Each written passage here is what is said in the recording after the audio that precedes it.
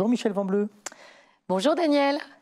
Vous êtes actuellement directrice de la réclamation et de la fidélisation chez Nexity. C'est quoi votre job?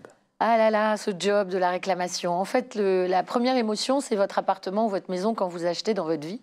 C'est le premier investissement. Donc bien sûr, il y a énormément d'émotions derrière et il y a aussi de la réclamation. Donc l'objectif pour nous, c'est de prendre cette réclamation, de la traiter avec les équipes et de venir satisfaire notre client pour qu'il ait un parcours sympathique et surtout qu'il puisse devenir fidèle à la marque. Alors, quelle est votre histoire et votre parcours professionnel? Alors, il est très vaste. Démarré par Mercedes, qui est donc une marque automobile. J'ai travaillé pendant plus de 9 ans sur cette société.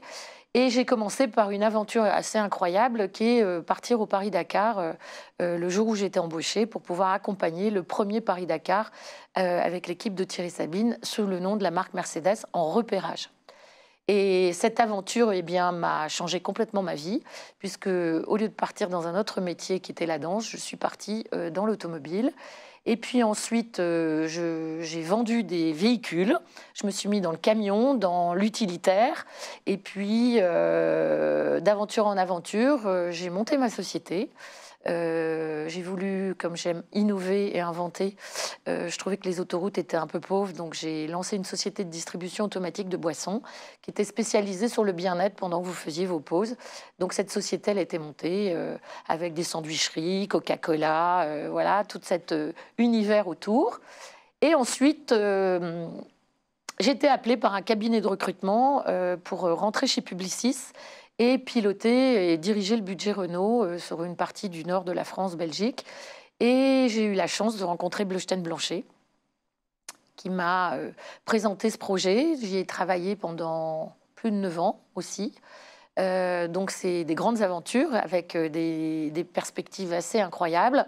Rencontrer des réseaux, animer des réseaux, découvrir un industriel dans son métier. Ça changeait pas de Mercedes, mais on était dans un service course, le service ensuite.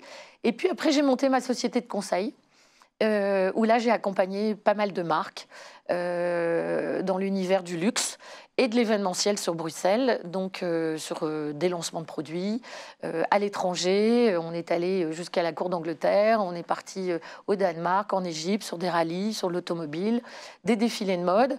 Et puis, je me suis rapprochée de Nexity il y a 14 ans. Où le PDG de l'époque, enfin le PDG actuel, m'a proposé une mission de 6 mois et voilà 14 ans que j'y suis.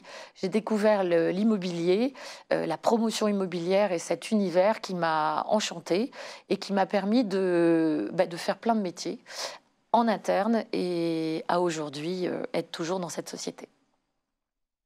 Alors, quelles sont les 2 dates les plus marquantes pour vous? Alors, qui a changé ma vie, c'est le départ la rentrée chez Mercedes, c'est le départ dans le désert à 19 ans, au milieu de nulle part, avec 2 talkie-walkie et 5 dingues, qui étaient, pas tout à fait conscients de ce qui allait leur arriver dans cette course, de se retrouver seul à pas savoir lire une boussole. Donc, c'est une expérience incroyable qui m'a servi toute ma vie. C'est-à-dire plus jamais, à partir de là, je n'étais stressée dans mon univers. C'est-à-dire que tout était possible. Et je suis capable de tout parce que je n'ai pas peur, en fait. Donc, je fonçais, j'avançais. Ça faisait partie de ma vie. Donc, tout était possible chez Mercedes. Et chez Mercedes, tout était possible ailleurs.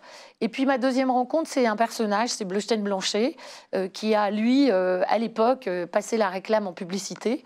Et quand il m'a vendu sa publicité avec son petit œil étincelant en expliquant comment il avait vécu ça, en me disant voilà, vous êtes face au tas de pierres qu'il appelait l'Arc de Triomphe, puisque j'étais au 133 Champs-Élysées. Quand vous êtes jeune et que vous arrivez dans ces bureaux qui sont quand même mythiques, je ne savais même pas ce que j'allais y faire. Il m'a dit chiche, on tape dans la main, si ça vous plaît pas, vous restez, si ça vous plaît pas, vous partez, et si ça vous plaît, vous restez, à vous de choisir. Et voilà, j'étais recrutée par cette personne qui m'a fait confiance et qui m'a embarquée dans un métier que je ne connaissais pas du tout, qui était la direction de la com de marque pour Renault, qui était un univers incroyable. Mais qui est la même expérience chez Nexity où le PDG m'a offert la possibilité de travailler dans l'immobilier, qui était un métier que je ne connaissais pas. De quel métier rêviez-vous en tant qu'enfant? Eh bien, moi, j'étais partie pour faire Holiday on Ice, donc pas du tout le métier. Je rêvais de danser, je faisais de la danse et de partir faire une tournée de comédie musicale, parce que j'étais passionnée de comédie musicale, et de voyager, en fait. Mon objectif, c'était de voyager, et j'étais arrêtée dans mon élan, puisque je faisais du patin à glace et de la danse, et j'étais arrêtée dans mon élan par un projet d'opportunité qui est Mercedes. Alors, qu'est-ce qui vous a fait tomber dans la marmite de l'expérience client? Alors, je pense que je suis pas tombée dedans, mais on se fout toujours de moi en me disant t'es tombée dans la marmite d'Astérix Obélix parce que t'as toujours plus ou moins la pêche. En s'appelant Vent Bleu, on t'appelle la pilule Vent Bleu. Mais ce qui était important dans la marmite de l'expérience, c'est que moi-même, je suis une expérience à moi-même. Donc, si je peux aller chercher l'expérience des autres, j'ai besoin de vivre des expériences. Donc, je suis tombée dedans dès le début, que ça soit Mercedes ou les autres. J'étais toujours dans le waouh, dans la nouveauté, dans les choses qui sont innovantes, les choses qui te surprennent, les choses qui t'apprennent des choses. Et l'expérience client, c'est ça, c'est découvrir les émotions des uns et des autres, et puis d'aller leur faire plaisir, en fait. Et je pense que j'ai toujours été dedans sans vraiment m'en rendre compte, mais je le fais aussi bien avec mes amis que mes enfants, que dans la cuisine ou dans les voyages. C'est le partage, en fait. Cette expérience, elle est importante d'avoir le ressenti des autres et d'être à la hauteur de leurs demandes et de leurs émotions, chose qui est souvent oubliée. Alors, quel est l'avenir de l'homme dans l'expérience client? Alors, elle est très importante, elle revient importante, parce qu'on a, je pense, trop robotisé les choses, trop processisé avec des process de vente. Il faut faire comme ça, il faut accueillir le client comme ça. En fait, il n'y a plus d'humain. Et donc, pour moi, l'avenir de l'homme est très important, avec tous ces métavers, ces nouvelles technologies. L'homme va revenir, je pense, au centre de l'expérience et de l'émotion. Il va amener, je pense, une nouvelle écoute et un réconfort, puisqu'on ne communique plus beaucoup, on est quand même... Alors on en parle, mais on ne le fait pas. C'est-à-dire que là, maintenant, il va falloir y aller, et l'homme va reprendre, je pense, ses lettres de noblesse pour justement revenir en contact avec le client. Alors on peut passer par un centre, on peut passer par une boutique, par un site internet, mais à un moment donné, il y a les petites émotions qui font que c'est extraordinaire, et cette relation ne peut pas l'empêcher. Par contre, si l'humain n'a pas envie de faire ça, et si on le forme sur des process dont il n'a pas la parole, ou il n'est pas utile, il va le faire avec des amours, et c'est ce qui va créer la non-relation dans un retail ou dans une boutique ou dans un restaurant, parce qu'ils sont pas motivés, en fait. Avez-vous des regrets? Alors, les regrets, je suis une impatiente, je suis plutôt toujours à vouloir bouger les choses. C'est le facteur temps, c'est-à-dire entre l'idée qu'on a et le temps et l'énergie et l'inertie qu'il faut pour que toutes les autres personnes vous empêchent de le faire et vous disent que ça ne va pas marcher. C'est un peu un regret, c'est que on ne peut pas claquer des doigts et le faire. Et donc, c'est un regret, et en même temps, il faut convaincre les gens, doucement, mais sûrement, que c'est pas votre idée, c'est que c'est aussi leur projet et que c'est pour leur bien-être. Donc c'est un regret, c'est parce que c'est le temps, en fait. Moi, c'est le temps qui me manque pour tout, pour convaincre, pour pouvoir aller. Je suis une passionnée et j'aime bien fédérer les choses. Et le temps, des fois, pour fédérer, il faut prendre beaucoup de temps. Alors, vous êtes née la même année que l'actrice américaine Jamie Lee Curtis. Alors, quel est votre secret pour bousculer les lignes et justement faire avancer tous ces dossiers? Alors, mes secrets, c'est de toujours avoir envie et d'être... aller chercher ce qui ne peut pas marcher, déjà, pour pouvoir le mettre en place. C'est-à-dire que je vais aller chercher tous les irritants, je dirais, et moi, mon secret, c'est d'aller faire du lobbying avec tout le monde pour bien comprendre qu'est-ce qui ferait qu'il serait détracteur de ce sujet-là, et de pouvoir aller pas le convaincre, mais l'aider à ce qu'il ait une vie meilleure par rapport à ce qu'il va prendre comme décision, et aussi de les libérer de leur frein naturel, de la peur, en fait. Souvent, les gens ont peur. Et donc, moi, l'énergie de Jamie Lee Curtis, si c'est dans un poisson nommé Vanda, c'est quand même de l'énergie, et de toujours avoir envie que les choses soient jolies et qu'elles soient joyeuses. C'est important pour moi. Alors, qu'est-ce qui vous motive le matin à vous lever? De nouveaux projets, de monter sur mon vélo, d'écouter de la musique, et puis d'arriver au bureau avec une équipe à qui il faut donner envie, et puis d'inventer aussi des nouvelles choses, hein, et de les mettre en place. parce que c'est pas tout d'y rêver, il faut aussi qu'elles existent et que à la fin, les collaborateurs qui ont mis les choses en place prennent le sujet en disant c'est nous qui l'avons fait et pas moi qui l'ai fait. Quand ils me disent c'est nous qui l'avons fait et que moi je disparais, c'est beaucoup plus important que dire c'est moi qui l'ai fait. Comment gérez-vous vos coups de stress? En fait, j'ai plus de stress. C'est pas du stress. Moi, j'ai de l'adrénaline. Donc, il faut. On me dit toujours qu'il faut que je revende mon énergie, mais j'ai pas de stress réellement. À part la maladie ou mes enfants qui peuvent me mettre dans du stress, mais pas vraiment. Quand ils sont à l'autre bout du monde et qu'ils sont dans des inondations en train de m'appeler ou dans un attentat. Mais je me dis aujourd'hui, j'ai même pas en fait. Et c'est plutôt l'adrénaline de la vie qui m'intéresse. Donc, j'ai pas de stress. Je me lève, je suis pas stressée de peu de choses en fait.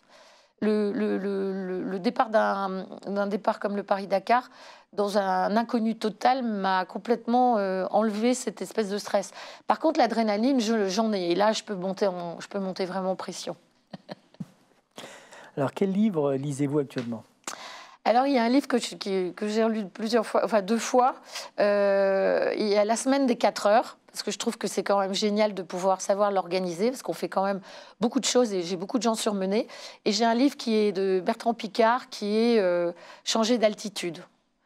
Il a lancé Solar Impulse, c'est un personnage assez incroyable. Il a fait de la montgolfière et il raconte comment manager des équipes et dans sa vie personnelle, comment il est arrivé à passer au-dessus de beaucoup de choses et à réaliser des projets comme Solar Impulse, qui ont l'air peu de choses, mais qui sont une vraie révélation de personne en fait. Et je suis assez passionnée de ce qu'il a fait. Votre musique du moment? Là,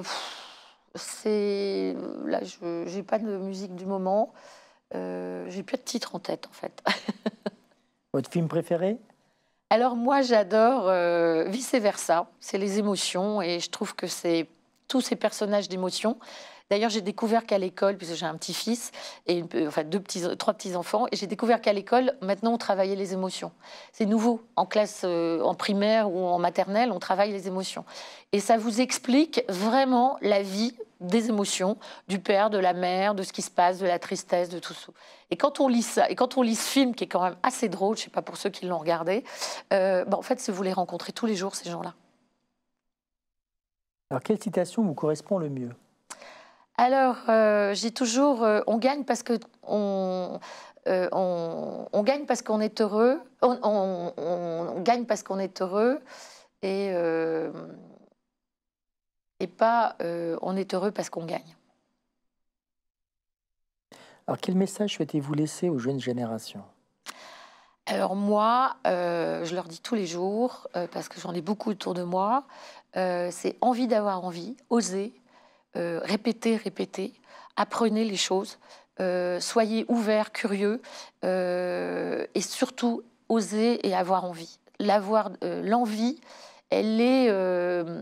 J'écoutais tout à l'heure un astrophysicien qui écrit sur la conscience et sur la confiance en soi. Et il explique bien que c'est l'élan du cœur et c'est l'envie d'avoir envie qui fait que demain les gens créent des choses. Rester dans son canapé en ayant peur, en disant je ne sais pas si je vais pouvoir le faire, est quelque chose de très important. Il faut leur donner cette envie aux jeunes et pas les casser, pas les mettre. Et l'éducation française, des fois un peu cassante, avec des diplômes, c'est vrai, mais aussi avec des notes, avec des repères, des comparaisons aux autres. Et vous comparez jamais aux autres. Faites ce que vous avez envie. Après, vous devez rentrer dans la contrainte sociale, dans ce qui est possible. Mais faites vraiment ce que vous avez envie, ce que vous ressentez. C'est hyper important. Dites-le. Alors, qu'est-ce qui vous fait encore courir? Ah, mais tous les jours, ça me fait courir. Mais moi, j'ai des projets tous les jours, des nouvelles des curiosités, que ce soit des acteurs, des artistes, des nouveaux métiers. Je me suis mis à regarder les métaverses, les bitcoins. C'est pas mon univers, mais je me dis, si je parle avec mes enfants demain, c'est peut-être intéressant.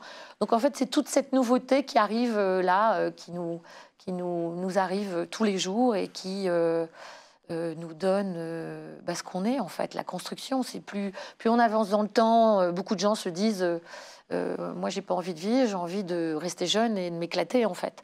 Et de continuer à rigoler et comme des enfants. Et de pouvoir profiter de la vie un maximum grâce à la santé. Pour conclure, quel message avez-vous laissé sur les livres d'or? Alors, j'ai laissé parce que, comme j'aime bien innover, et puis j'aime bien inventer des choses qui sont des fois retombent, mais souvent elles ont été faites, c'est le futur appartient à ceux qui voient les possibilités avant qu'elles ne deviennent évidentes. Un grand merci Michel pour ce moment avec plein d'adrénaline et plein de richesse en tout cas sur ce parcours incroyable. Merci Michel. Merci beaucoup Daniel. C'était un plaisir.